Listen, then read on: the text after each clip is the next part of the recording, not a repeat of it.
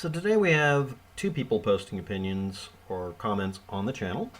One of them posted several comments on a video that's about quantum parse syntax grammar, aka newspeak, aka just rambling on and on. Postal court judges, and all of this being created by David Wynn Miller's logic and other people's logic.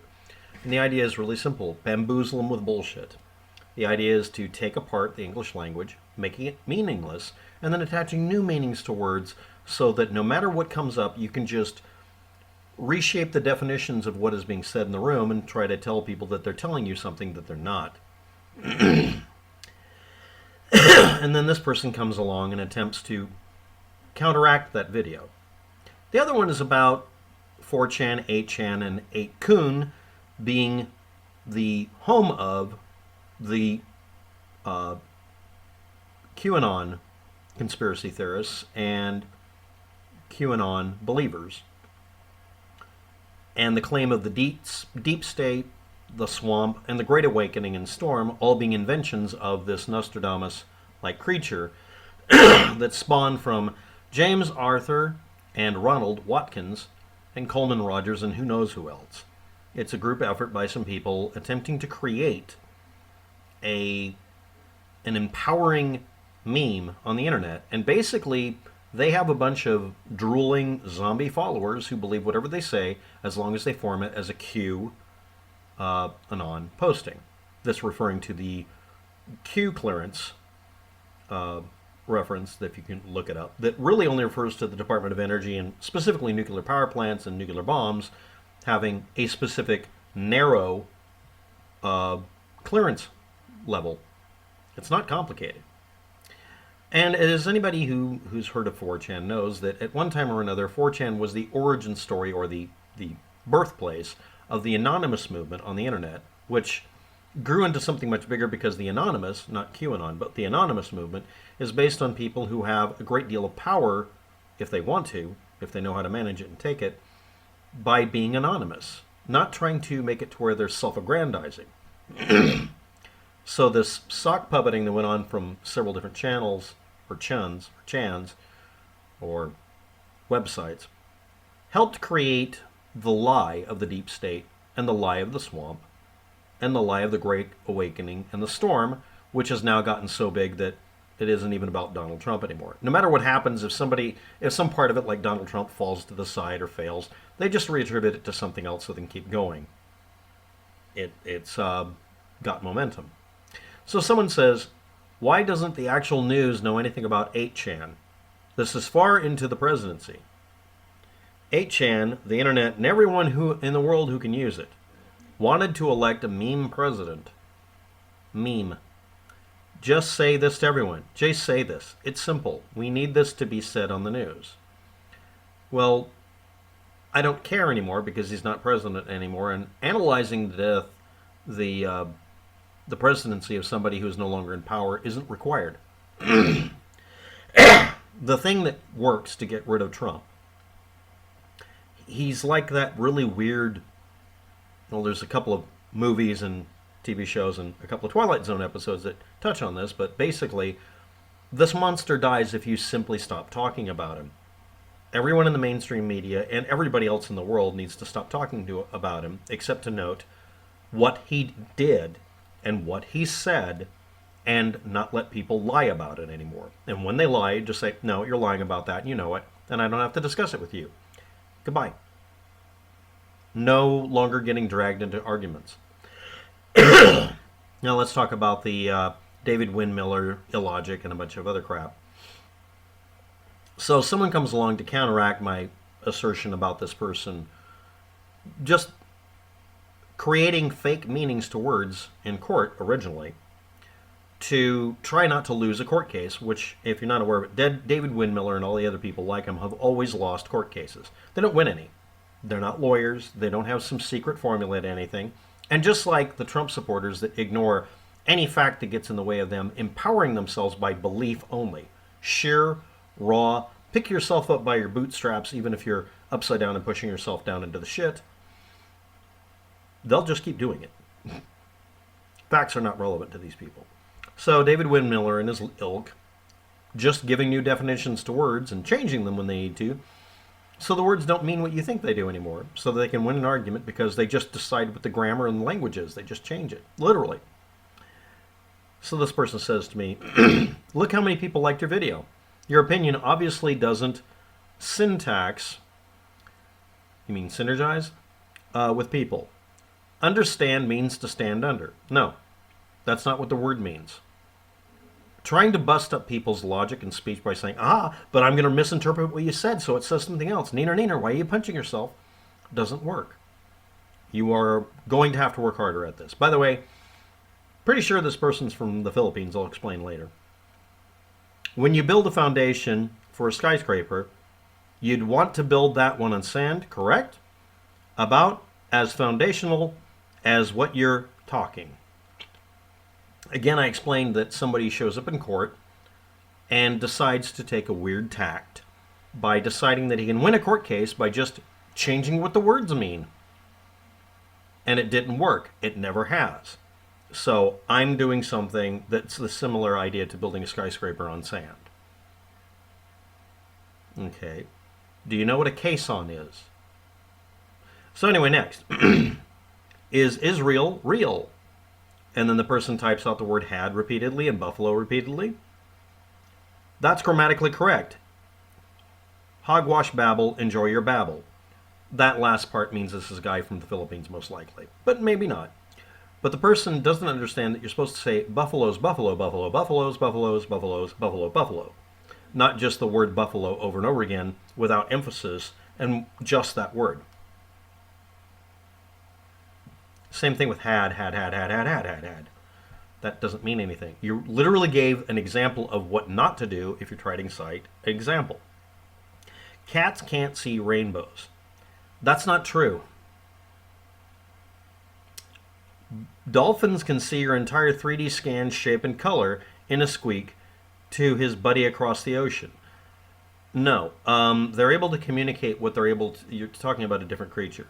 Some cetaceans, not citations, in the ocean are able to echolocate and gather information about something, and then they repeat verbatim what the echo sounded like. And what happens is any other, any other whale would hear a pattern that would to them be the same thing as drawing a picture of one view of something. If they repeat a different pattern from a different angle, the others don't know about it. It does represent a two-dimensional reflection pattern and partially three-dimensional. But that's only if they can imitate the entire pattern. This is the same thing if I could scream the dial tone codes to dial up an internet connection over a phone. I can imitate it, but I can't actually communicate the meaning of it. They're able to communicate most of the meaning of it. But if you're not aware of it, those noises, you can run them through a routine that decodes what they do. Remember, it's just a sound with a time, and it's only an XYZ. No, it's just XY. So what you end up with is an echo pattern or echogram that shows one slice of the echo pattern. It is unique, and they do know what they're talking about most of the time, but not always. Unless the other whale has experienced the same thing as this one, they don't know what the other is talking about. They don't get a 3D scan out of it, and that's not dolphins specifically, but it's mostly whales. Dolphins do a similar thing, but that's not the same thing as a 3D scan. So you're wrong at that point. And cats can see a rainbow, they can't see the color pattern the same way. I should also point out that you can get actual grammar information and demonstrate it in groups of prairie dogs. And they can see some color range. Dichromatic rather than trichromatic like humans. And there are some humans, especially if they find out after they have their eyes repaired by having having cataracts removed, that find out that they can see ultraviolet and infrared. So some of them are pentachromatic. They can see ultraviolet light, infrared, and the normal colors sometimes. So anyway,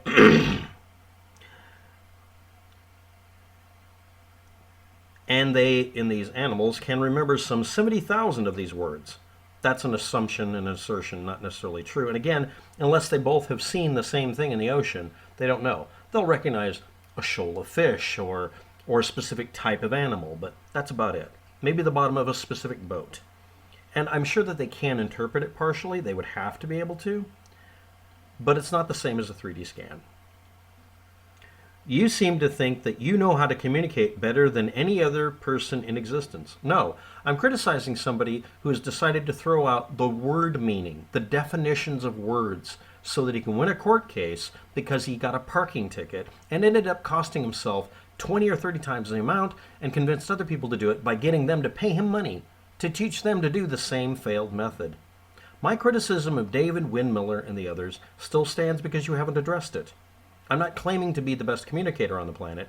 I'm just claiming that I'm not going to get the buffalo meme wrong, or the had one, which I only remember from a long time ago. And I only claim that I can look up whether it's dolphins or whales and whether or not it's really a 3D scan. And I'm not the idiot who says that cats can't see light if it's in the rainbow. But no, I don't think I'm smarter than anybody else or a better communicator. Just you. There's more white brain matter in a pinch of rainforest soil than there is in this uber noob, and he's referring to me. And again, if you're curious about that, white brain matter, please look up white brain matter. And no, forest soil doesn't have anything like that at all. So it's a... Let's continue. So intelligence is knowing how to code. That's pure logic. How the F did those pyramids get built? Counterpoint. I was referring to, in a mocking way, David Windmiller attempting to create a language by using something similar to the way we write code. His own claim, not mine. And then went on about the fact that he keeps doing things that amount to changing back and forth from JavaScript to BASIC to throwing a basketball on the keyboard and saying that's code. He doesn't give meaning to anything until it's needed. He always changes it from one case to another. And he's inconsistent. He even contradicts himself a great deal of the time on the same subject matter without any possibility of being able to recover from that. How did the pyramids get built? You can go look that up if you want to. I've already done 4 videos on it at least. How did you come to the decision to make this rant? Because I'm tired of people who destroy the meaning of words or just reassign them new meanings being given any credit for being buffoons. And then again, there's you. You're not gaining any mental real estate from this. Is your brain inflammation kicking in from staring at your droid? This is a computer with a potato cam. Thank you very much. I don't own any cell phones. I are special. Making your rant this. Did they not send you the correct ads targeted towards the last 10 thoughts? Is there any possible way on earth, heart, same letters for reason, that you can make it up in the catechus into those higher notes of the sea foam green and pink as the finalize your stay in here in Prism? Now what we have here is a person, and I'm assuming he's from the Philippines because of the rant about Babel. Let me explain this to you.